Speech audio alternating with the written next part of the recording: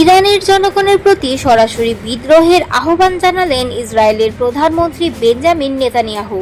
সামাজিক যোগাযোগ মাধ্যম এক্সে প্রকাশিত এক ভিডিও বার্তায় তিনি বলেন, গত কয়েক দশক ধরে যেসব অশুভ ও নিপীড়ক শক্তি আপনাদের শাসন করেছে তাদের সময় ফুরিয়ে এসেছে।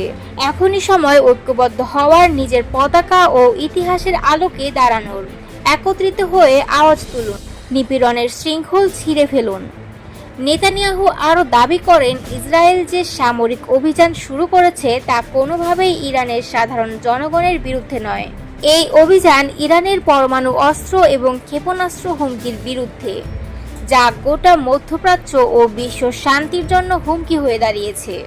উল্লেখযোগ্যভাবে 13 জুন শুক্রবার ভোর 4টার দিকে ইরানের রাজধানী তেহরান সহ অন্তত 8টি শহরে বিশাল বিমান হামলা চালায় ইসরায়েলি বিমান বাহিনী।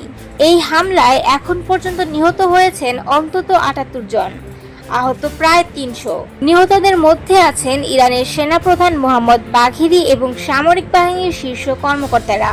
প্রধান লক্ষ্য ছিল ইরানের পরমাণু স্থাপনা ও সামরিক ঘাঁটি। এএফপির তথ্য অনুযায়ী ইরানের অন্তত 100টি স্থাপনায় ক্ষয়ক্ষতি হয়েছে। এই সামরিক অভিযানের নাম দিয়েছে ইসরায়েল দ্য রাইজিং লায়ন। তবে পাল্টা জবাব দিতে দেরি করেনি ইরান। শুক্রবার রাতেই অপারেশন ট্রু প্রমিস 3 নামে প্রতিশোধমূলক অভিযান শুরু করে তারা। এই হামলায় এখন পর্যন্ত 1 জন নিহত এবং 41 জন আহত হয়েছেন, যার মধ্যে 2 জনের অবস্থা আশঙ্কাজনক। মধ্যপ্রাচ্যে উত্তেজনার পারদ যখন চরমে, তখন এই যুদ্ধ শুধু 2 দেশের মধ্যেই নয়, প্রশ্ন তুলছে গোটা বিশ্বের নিরাপত্তা ও ভবিষ্যৎ নিয়ে।